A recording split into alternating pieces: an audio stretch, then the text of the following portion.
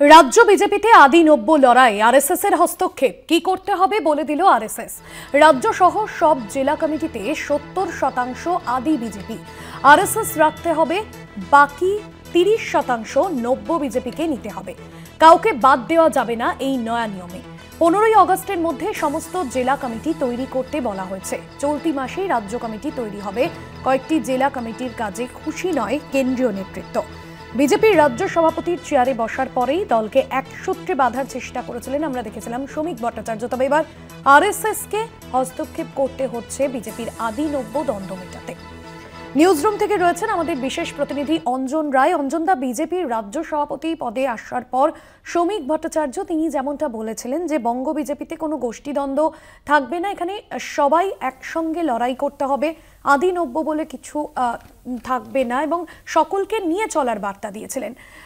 সেক্ষেত্রে পরবর্তীতে আরএসএস কে হস্তক্ষেপ করতে হচ্ছে এবং এই সকলকে মিলে চলার মধ্যে আদি নব্য সেখানে আলাদা করে দেওয়া হচ্ছে। আরএসএস এর তরফে কি বলা হচ্ছে? দেখো, প্রথমেই যেটা বলি সেটা হচ্ছে যে বিজেপির যিনি নতুন সভাপতি হয়েছেন তিনি আদিপন্থী এবং তিনি আরএসএস এর দীর্ঘদিনের লোক। ফলে তার সভাপতিত্বে আরএসএসের এবং আদিদের যে গুরুত্ব বাড়বে এটা নিঃসন্দেহে বলা যায়। 2021-এর পর থেকে যেভাবে বিজেপি চলছিল যে অন্য কোনো দল থেকে বড় নেতা আসলেই তাকে বিভিন্ন কমিটিতে ঢুকিয়ে দেওয়া হচ্ছিল, তাকে বাড়তি গুরুত্ব দেওয়া হচ্ছিল, কার্যত এইটার বিরুদ্ধেই কিন্তু একটা প্রতিবাদ উঠেছিল সর্বত্র। নিচু তলা থেকে সেই প্রতিবাদ যেমনি হয়েছিল তেমনি একদম সর্বোচ্চ স্তরে বিজেপির প্রাক্তন রাজ্য সভাপতি দিলীপ ঘোষও সেই প্রতিবাদে সামিল হয়েছিলেন এবং তিনি প্রকাশ্যে কয়েক মাস আগে একটা বিতর্কেও জড়িয়ে পড়েন আদি নব্য বিজেপির এই বিতর্কের মধ্যে এবং প্রকাশ্যে তিনি কার্যত একটা চ্যালেঞ্জ ছুড়ে দেয় যে 21-এর পর যারা বিজেপিতে এসছে তাদের হাতে দলকে দেয়া যাবে না। এই যে দিলীপ ঘোষের যে এই বক্তব্য ছিল যে দুদিনের বিজেপি, 21-এর পর বিজেপি, এই যে ল্যাঙ্গুয়েজগুলো তিনি ব্যবহার করেছিলেন, কার্যত এই বিষয়টা প্রকাশ্যে আসার পর আরএসএসকে ভাবতে হয় এবং নতুন করে তারা যখন শ্রমিক ভট্টাচার্যকে বেছে নেন তাতে বোঝা যায় যে তারা সর্বভারতীয় নেতৃত্ব কিন্তু পুরনো দিনের লোক, আরএসএসের লোক, এই জায়গাটাকে গুরুত্ব দিতে চাইছে। স্বাভাবিকভাবেই শ্রমিক ভট্টাচার্য আসার পর বিজেপির নিয়ম অনুসারে রাজ্য সভাপতি যিনি হন তারই ইচ্ছা অনুসারে পরবর্তী রাজ্য কমিটি জেনারেল সেক্রেটারিরা নির্বাচিত হয়ে থাকেন এবং সেক্ষেত্রে পরিষ্কারভাবে দেখা যাচ্ছে যে এই সলিউশনের একটা জায়গা আরএসএস কার্যত করে দিল এবং এটা নিঃসন্দেহে বলতে পারো যে যেহেতু শ্রমিক ভট্টাচার্য পুরনো দিনের আরএসএস, যেহেতু শ্রমিক ভট্টাচার্য আদিপন্থী, ফলে স্বাভাবিকভাবেই আদিদের জয় হলো বলতে পারো।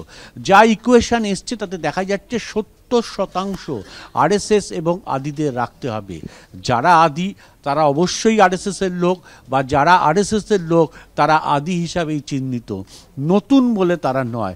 ফলে বোঝাই যাচ্ছে যে একটা কমিটির 70% দখল করবে এবার পুরনো দিনের বিজেপিরা, যার মধ্যে আরএসএসও যেমনি থাকবে তেমনি বিজেপির লোকরাও থাকবে। আমরা যা জেনেছি যে 40% আরএসএসের লোক থাকতে হবে, 30% পুরনো দিনের লোককে রাখতে হবে। পুরনো দিনের লোক অবশ্যই বলতে পারো আরএসএসের লোক এবং নতুন 30% জায়গা দেওয়া হয়েছে নতুন যারা বিজেপিতে এসছেন বা আগামী দিনে আসবেন তাদের জন্য জায়গা রাখা হয়েছে। অর্থাৎ 70% পুরনো দিনের লোক আরএসএসের লোকদের নিয়ে নতুন বিজেপি রাজ্য কমিটি তৈরি হবে।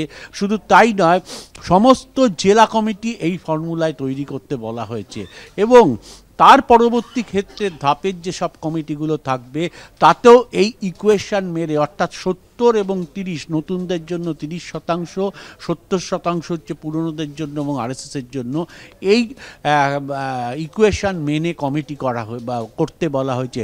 তুমি বলতে পারো নিঃসন্দেহে যারা প্রকাশ্যে এই বিতর্ক তুলেছিলেন যে 21-এর পর যারা বিজেপিতে এসছেন তাদের কথার গুরুত্ব দেব কেন, বলতে পারো আরএসএসের এই নতুন নিয়ম বা বিজেপির নতুন কমিটি করার ক্ষেত্রে যে ফর্মুলা তাতে তাদের জয় হলো এটা নিঃসন্দেহে বলা যেতে পারে। অর্থাৎ পুরনো দিনের হাতেই বিজেপিকে রেখে আরএসএসের নেতৃত্বেই এই রাজ্যে বিজেপি চলবে।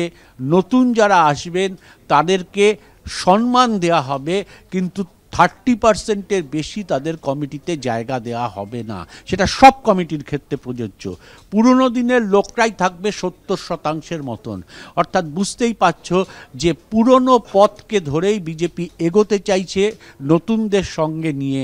এবং রাজ্য সভাপতির যে ধারণা ছিল, যে বক্তব্য ছিল, যে নতুন না আসলে দল যেমনি বাড়বে না, কিন্তু পুরনো দিনের লোকদেরও ভুলে গেলে চলবে না। কারণ যারা মার খেয়ে এই বিজেপির পতাকা তুলে রেখেছিল তাদেরকে যথাযোগ্য সম্মান দিতে হবে। বলতে পারো পুরনোপন্থী নতুন রাজ্য সভাপতির সেই ইচ্ছাকে বাস্তবে রূপ দিল আরএসএস। এবং কার্যত এই ফর্মুলায় আগামী দিনে চলতি মাসের মধ্যেই রাজ্য কমিটি তৈরি হয়ে যাবে। আমরা যা জেনেছি যে 15ই আগস্টের মধ্যে সমস্ত জেলা কমিটি তৈরি করতে বলা হয়েছে। বাকি পরবর্তী সময়ে নতুন রাজ্য কমিটি তৈরি হয়ে যাবে। যদি আগস্টে শেষ না হয় তাহলে হয়তো সামনের মাসের ফার্স্ট উইকে নতুন রাজ্য কমিটি তৈরি হবে। অর্থাৎ একটা পরিষ্কার চিত্র পাওয়া গেল যে 70% পুরনো কর্মী এবং 30% নতুনদের নিয়ে বিজেপি এই রাজ্যের 26-এর নির্বাচনে লড়াইয়ে নামবে। আরএসএস সেই গাইডলাইন বেঁধে দিলেন বলা যেতে পারে। একদমই অঞ্জনদা, ধন্যবাদ জানাবো তোমায়। সরাসরি ছিলেন নিউজরুম থেকে আমাদের বিশেষ প্রতিনিধি অঞ্জন রায়। রাজ্য বিজেপিতে আদি নব্য লড়াই, এবার আরএসএস এর হস্তক্ষেপ। 2026-এর বিধানসভা নির্বাচনের আগে বঙ্গ বিজেপির এই যে সমীকরণ কোথাও গিয়ে বেঁধে দিল আরএসএস। রাজ্য সহ সব জেলা কমিটিতে 70% আদি বিজেপি আরএসএস রাখতে হবে, বাকি 30% নব্য বিজেপিকে নিতে হবে, এমনটাই আরএসএস এর তরফে নির্দেশ।